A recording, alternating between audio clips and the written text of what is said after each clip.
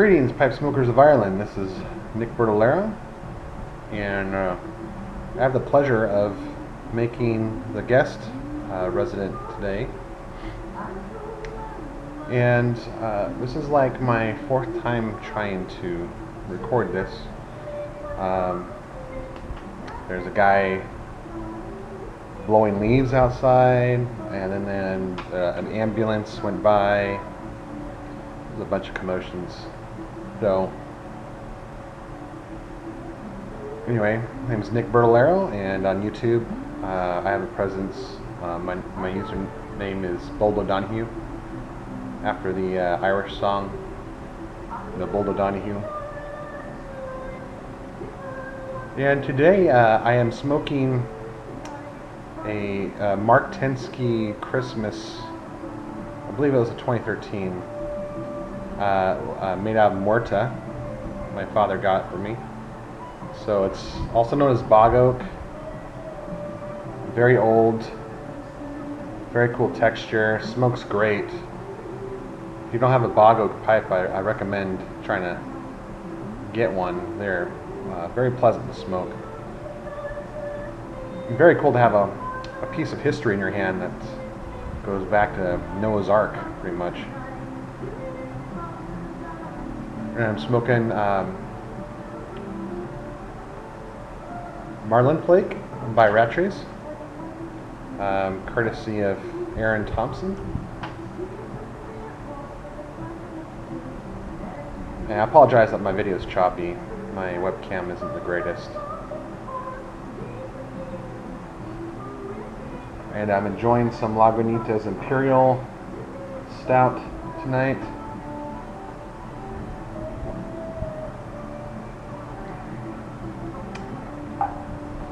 It's very good. Real rich. And got quite a kick to it. I'm not as savant as Mike Rizzo when it comes to pairing tobaccos, so I can't tell you where that's the best beer to be pairing with Marlin Flake, but I'd rather enjoy it. I didn't mean to say savant. I mean, that would, I guess that would mean that he wasn't good at anything else other than pairing tobacco and beer. So I renege that statement, although he's very good at it. I'm listening to Lorna McKennitt, one of my all-time favorite Celtic artists. I have quite a few favorites. She just has a mystic to her that a lot of the other singers don't. She really makes you your heart long towards things Celtic and Irish. A little about me: I'm a graphic artist. I work for the County Office of Education. I'm also a heraldry artist. I design coat of arms, which is a lot of fun and very rewarding. And my passions are music, literature, poetry, history. Excuse me. Tobacco and beer. Really love the craft beer scene here in America, especially on the West Coast.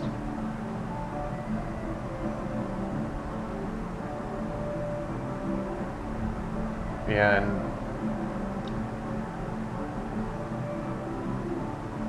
I'm married, and I have a beautiful little boy.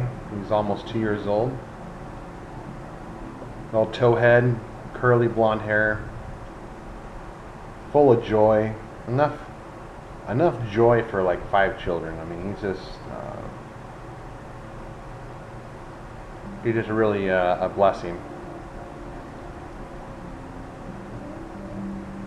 And myself, my brother, and my sister were really blessed to have parents like my father and mother to just raise us with appreciation towards family and God, and just really everything that's important.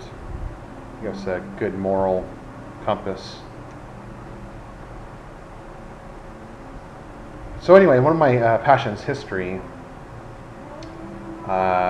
crosses over into pipe smoking. I really love just finding neat historical facts about pipes, especially in regards to Ireland.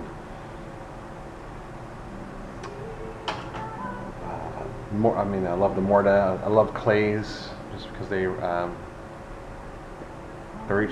reach back into the dawn of pipe smoking, really.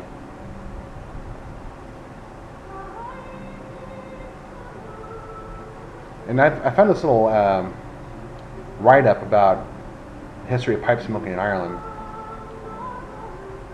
It's really cool. I'd like to read it. Hopefully it doesn't bore you. But it's on Clare Library, like County Clare, CLARE library.ie. And I'm just going to read this to you. Shouldn't take too long, so bear with me.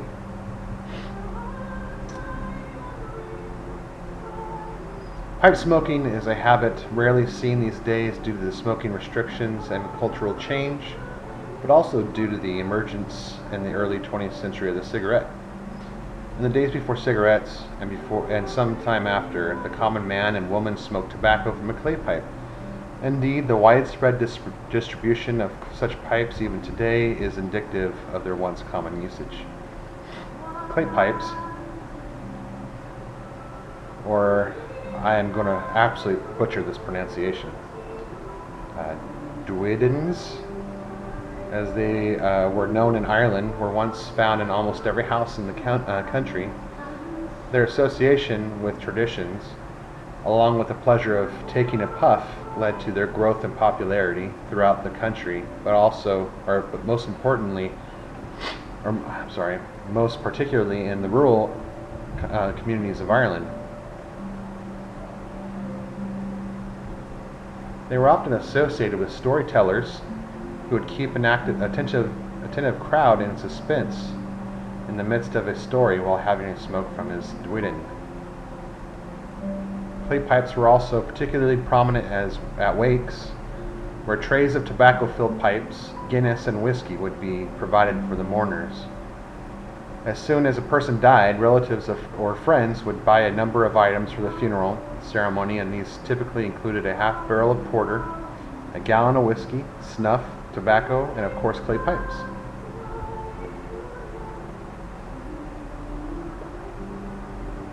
It may seem strange now, but the clay pipe was one of the most important parts of any wake and was considered improper to be without them. A grosh or more was usually purchased, and this would then be filled with a twist of cheap tobacco and passed around to all the mourners in the room. Traditionally, the shank of the clay pipe was dipped in some Guinness or whiskey, a process that scaled the mouthpiece and imparted a good flavor to the clay for the smoker. Upon receiving the pipe, it was customary to say, "Lord have mercy," and in time the pipe became known as Lord have mercy.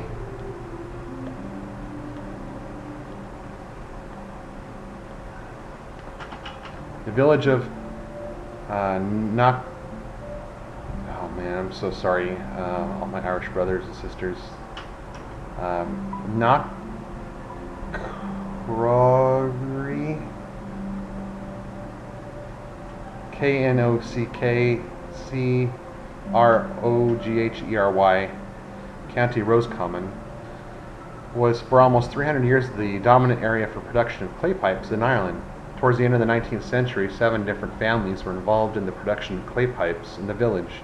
But this local industry ceased abruptly on June 19, 1921, when a party of black and tans burned down the village during the War of Independence. Black and tans. Today in the same name, I cannot pronounce it. I'm sorry. Where Curley's clay pipe factory once stood, this old craft has been revived. Using the original tools and techniques, clay pipes are painstakingly hand-made, using the same skills employed by the artisans centuries ago. It was the popularizing of tobacco by Sir Walter Raleigh at the end of the 16th century that led to the growth of the clay pipes in Ireland. Initially, they were of small size, directly linked to the expense in obtaining the better tobacco from Spanish colonies in the New World. After relations with Spain and England improved, larger pipes began to be produced, with the stem sometimes reaching a foot long. Great effort was made to look after your clay pipe. Due to the fragile nature, tapping the pipe against a hard surface in order to dump tobacco or ashes out was ill-advised. A pipe was cleaned by placing it on the coals of a fire, where all the residue would burn to ashes. This process could actually result in making the pipe more durable. Although clay pipes are relatively common artifacts of the past, to see someone slowly manipulate a piece of tobacco and a pipe into a smoldering extension of themselves while telling you about the old days is indeed a rare event, not least because of our changing attitudes to the tobacco. The clay pipe, anyway, clay pipes are great. If you don't own a clay pipe, I recommend getting one. There are still places in Ireland you can buy them. In fact, a dear brother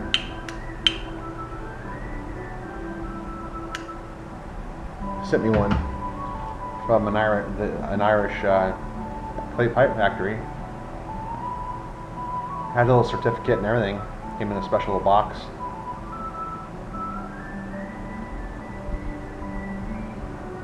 I haven't packed away still. I haven't unpacked any of my clays because the walls of my man cave aren't painted, and I still have a few patches to do. So I haven't hung anything on the walls, and all my clays go on these wall mounts. I have these racks for them. So I don't want to get them out until I have those up because I'm afraid I'm going to break them. Otherwise, I'd be smoking a clay right now. That would be appropriate.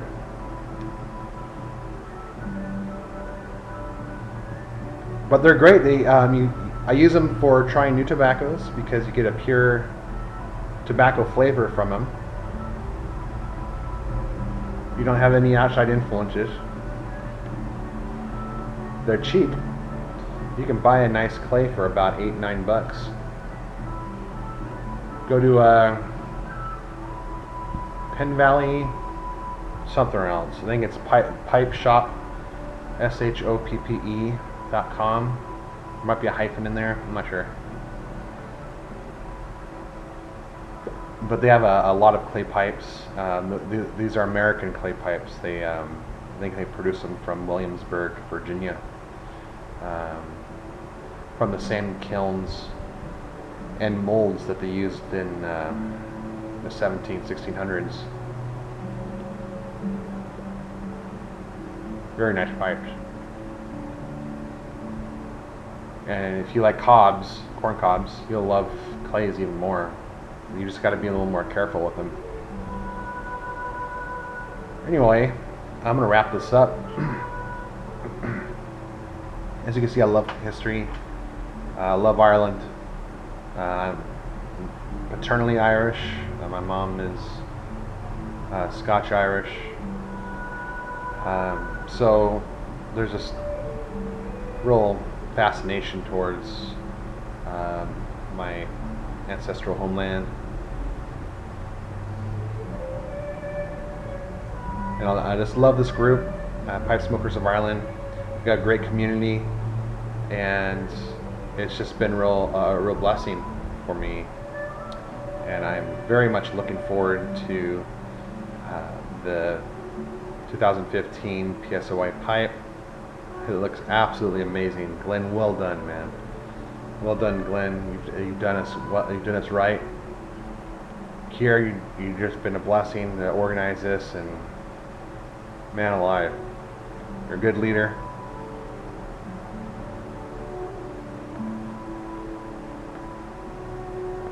And I just want to,